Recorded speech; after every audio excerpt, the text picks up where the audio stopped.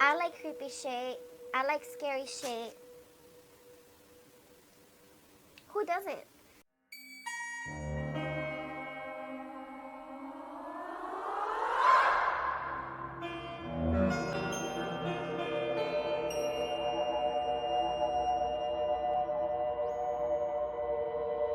Hi everyone, welcome to my channel. Thank you so much for taking the time out of your day to click on this video and watch this video today. So today's video is a bit different from what I'm used to doing. Today I will be listing 5 haunted places in my city of San Jose.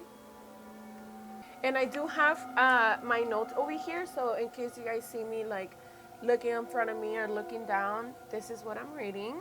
The first place we're gonna be talking about, the Winchester Mystery House. If you guys live in San Jose, most likely you guys have visited this place, drove by, or heard of it at least. Located at 525 South Winchester Boulevard, you have one of California's historic landmark number 866.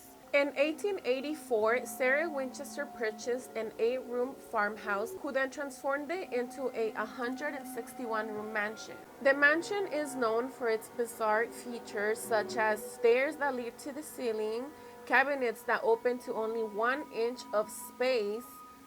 Like, what the fuck are you even gonna put in there? Skylights on the floor, windows that open to another rooms, and even the door to nowhere that opens to a 13-foot drop to the ground. So if you open that door and you don't even know what's on the other side, ya valiste verga.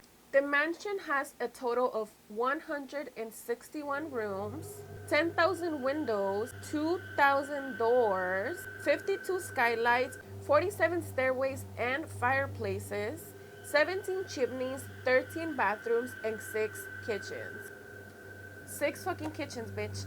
And I'm out here struggling with my little ass kitchen in my house. The total cost of this mansion was $5 million at the time.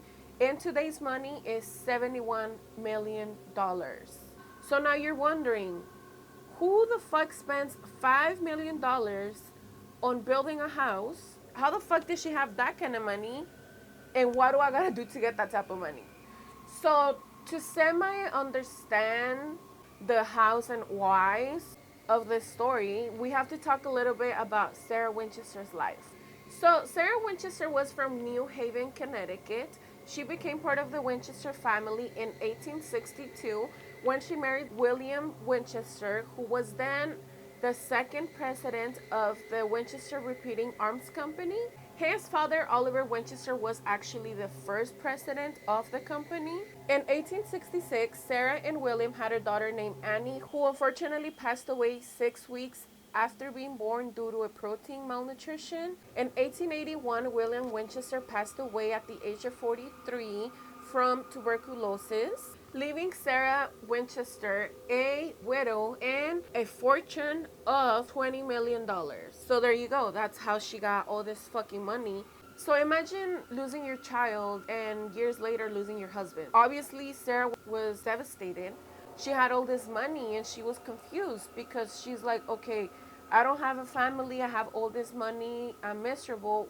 So it is rumored that Sarah sought the guidance from a psychic medium who then supposedly made her believe that Sarah was being haunted by those spirits of those killed by the Winchester rifle. She told Sarah that she needed to move, she needed to purchase a house and spend all of her fortune on building that house and to never stop. This is, again, rumors. So Sarah moves out to the west here in California. She purchases the 8-room farmhouse and what became the longest house construction ever known, that started in 1884 and lasted until her death in 1922. So that's like what? I don't know how many years, but that's a long ass time. So now moving on to the creepy haunting shit. Sarah Winchester had a seance room in the house, which is actually at the center of the whole mansion. It is rumored that she will go in there every night at 12 a.m. to communicate with the spirits. Though, as creepy as this sounds, it was not uncommon at the time because a lot of people back then would actually hold seances in their homes. So now we look at it as something creepy, but at the time it was not really that surprising. After Sarah's death in 1922, the construction stopped completely. The house was put up for auction, bought, and opened tours to the public in 1923, so only a year after Sarah's death. Both employees and visitors have reported paranormal activity within the house, such as strange voices, footsteps, doors opening, and knobs turning, and cold spots in some areas of the house. It is said that the ghost of one of Sarah's employee, who was a handyman, has been seen in the grand ballroom. He's a black-haired man that has been seen pushing a wheelbarrow, and people have also said that the chandelier has swung by itself. And there's actually a video on YouTube. I'm gonna see if I can find it. If not, I'll try to put the link in the description box. And this video is really old because I remember seeing this video like years ago. And yeah, there's this like chandelier that's moving really, really hard. And I think the video was took by one of the employees, and the camera quality is not that great. I mean, look at the phones that we used to have back then. People have also reported seeing the ghost of another employee named Clyde in the basement near the coal chute. I've been to the house about 3 times, and I'm actually planning on going on a fourth one. The basement does have a creepy, weird feel to it. It actually reminded me of the American Horror Story basement because it is just so, it's creepy down there. The last time I went there was back in 2020. I did a project for school, so I decided to go for a third time. And I did caught some footage. They're just really short clips of the basement, so I'm gonna insert them right here. Oh, there's the wheelbarrow, so he might have the day off today. That's what I said. I said the wheelbarrow's in there. He's not working. It's here on the floor. It gets super wet here. This is the original concrete floor. And some of that coal was used for the fireplaces upstairs. If you guys are in the city of San Jose, you live here and you haven't been to the house, you need to go at least once. The mansion is actually pretty beautiful and it's interesting. So if you guys have the chance, go take the tour. I highly recommend it. Moving on to the second haunted spot in my city, the Hellier House. Located at 553 Hellier Avenue in San Jose, the Hellier House is also known as Center of Hell, and that is because it's at the corner of Center Road and Hellier Avenue. The house was built in 1888. It is a single-family house with 3 bedrooms and 2 bathrooms and obviously a garage. So there's a couple stories of why the house is rumored to be haunted, and I say rumored because I haven't been there. I don't know. So, until they are proven fact, I'm just gonna say rumored. One of them, and I think this is the one that actually did happen, that a young woman actually committed suicide in the garage by hanging herself. And the stories behind this story are a couple. So one of the stories surrounded the house is that this house was actually gifted to the young woman by her parents, and she absolutely loved the house. After a while, the parents were unable to afford the house anymore, so they decided to put it on sale. This made the young woman very upset. She went into the garage, hung herself, and committed suicide. She also cursed everyone who moved into the house. This actually gives me or reminds me about that Conjuring story about that lady named Bathsheba, that she hung herself in the tree and she cursed anyone who lived on that land. Another story is that the young woman was actually pregnant, and 1, she didn't want to have the baby, or 2, she was afraid that her parents would be upset with her and disown her. So then she decided to commit suicide in the garage. The third story about this is that supposedly her dad, her father, killed her and made it look like a suicide, and he got away with it. And the other story involves the whole family. So apparently it was a robbery / home invasion, And when the police was called and they arrived at the scene, they found 3 dead bodies inside the house. So on my research, I came across a similar story. However, it did not mention Hellier House, so I have no proof to if this was actually the family that got killed inside the house. So the tragedy takes place and the house is now vacant. Though nobody lives there, neighbors have reported strange noises coming from inside the house. And it is said that either monks or a priest came to bless the house, and that they place the 3 rocks that are sitting in front of the house kind of to contain the spirits inside. Another odd thing about the house is that in the middle of the driveway there is a cement parking block, which I'm guessing is to prevent people from driving up the house. And I'm guessing that's because a lot of people do actually show up to the house. Even videos that I looked up on YouTube of people coming into the property and actually going past the security gate. So the house is gated, it has alarms, it has cameras, and people go past the gate and set off the alarm. And living in the neighborhood, I bet that's annoying because you're trying to sleep and you have these dumbasses coming into the property trying to see if it's haunted or not. There's even one video on YouTube about this couple of girls that go into the property and they start kind of like taunting the spirits, calling them a bitch and all this shit. And I think that's fucking stupid, because why the fuck would you go into a haunted property and start taunting the spirits? Stop that. Don't be that bitch. Don't be disrespectful. Apparently nobody, since the accident happened in that house, nobody has lived there since. The house, actually, it is well kept, and that is because they have a caretaker that comes in once a month. So now we're gonna be moving on to the 3rd haunted place, and that is HICKS Road.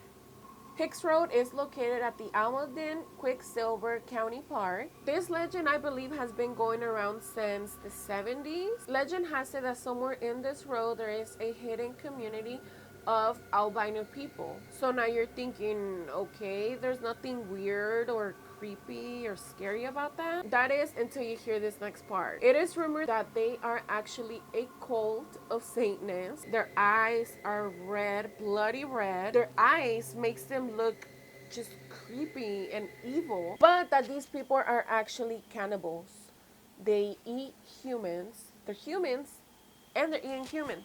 It is said that anyone who goes up the road at night will come face to face with one or more members of this cult, that they would chase you down the road, capture you, and make you into some fucking taquitos. I just gotta joke a little because all this shit is kind of scary. So while I was searching up HICKS Road, I came a couple stories on the internet. The first story is from a website called Fixpedia Wiki by Ryan, and he's actually narrating his friend's Dan's story. Dan's story would take us back to the autumn of 2007, late August to be specific. Dan and some of his buddies were out on Thursday night, cruising for some excitement. One of the backseat drivers had an idea, which he proposed to the group: drive down HICKS Road. Seeing as Dan was the driver, he was initially skeptical about the idea, but peer pressure broke him down. With the destination set, their course commenced. The winding roads nestled behind the woodsy hills was a tedious drive for Dan, and his nerves began kicking in. There are really no albinos out here, is what he kept reminding himself. Without warning, Dan's car collided with something. A large, dark figure, what is blurred before Dan's eyes as he slammed on the brakes. When the car came to the rest, of the headlights revealed a large buck sprawled across the street, clearly not moving. As all of the occupants of the car realized what has happened, another dark figure appeared from the roadside, except this figure split into 3 separate entities, moving quickly into the road. The headlights now showed 3 humans with pasty white skin and bloodshot eyes, working with haste. The three albinos dragged the bloody buck down the hillside and out of sight. After a moment of shock and terror, Dan sped off back home, showing everyone the damage the buck left on his car and trying to explain how three albinos came to take the corpse was a bit far-fetched. Yet Dan and his three friends all swear by the story. I actually have a story of my own that this happened back in 2017, and me and one of my ex-friends, and yes, I said ex-friend because I'm not friends with this person anymore and I don't care to be. So me and my ex-friend, we were hanging out somewhere in the hills at this park, right? And we were, smoking it up. It was pretty late already. All of a sudden, her cousin texts her asking her what was she doing. So my ex-friend was like, oh, I'm here with Andrea. Her cousin was like, oh, do you guys want to meet up? Like, let's hang out. We met up at a nearby 7-Eleven. So she was with some of her friends, 5 people that she was with. We're all like, chilling there, and we started just talking about like, what are we gonna do? And we didn't really have enough options because it was already pretty late. I think it was about to be like 1. HICKS Road came up just to see what the hell was up there, and if the stories are true. All of us somehow squeezed into the car and we started driving up. Once we found a safe spot, we pulled over and we parked. The only type of light we had was the moonlight, and we were just chilling. We started smoking a blunt. Once we were done smoking, we started like walking a little bit away from the car, and all of a sudden we see this big dark figure walking up the road, and we started screaming and we started running towards the car. And the people that were by the car, they didn't know what was going on, but they saw us screaming and running. So they started like trying to go inside the car, and all of us are trying, like, we're fighting each other to go inside the car. And when the dark figure was approaching, we realized that it was 3 people. It was 3 people lined up walking up the road, and they had like a blanket over like all 3 of them, so they were sharing a blanket. Once they like just walked past us, we were laughing because we're like, it was funny, dude. Like, we're trying to fight to get inside the car, and it's only like 3 people walking up the road. But now that I think about it, why the fuck was there 3 people walking up the road at 1:30 a.m.? That makes no sense. Moving on to the 4th place on the list, Del Mar High School. I actually went to Del Mar. I didn't graduate from there, but I went to Del Mar. So if you're watching this and you went to Del Mar, shout out to you, which is half of the people that are subscribed to me. But y'all, I appreciate you guys. Del Mar High School is located at 1224 Del Mar Avenue. It was established in 1959 and is part of the Campbell Union High School District. So the haunted story about Del Mar, there is the ghost of a young boy that lingers in the football field. I found this on the website unexplainable.net. It was posted by PAS, those are the abbreviations, on July 2nd, 2008. It is said that the football field at Del Mar High School is haunted by a young man who was murdered by his best friend, or at least he had something to do with it, back in 1942. It is said that you are able to hear his screams for help and the sound of him running up and down the bleachers at 3:15 a.m. However, Del Mar was built in 1957, so the murder of this young boy had to happen on the same property, the football field area, before the school was built. I guess an investigator actually went to the field and was able to get an EVP recording. The investigator only got one word from this boy. It was the answer to one of her questions.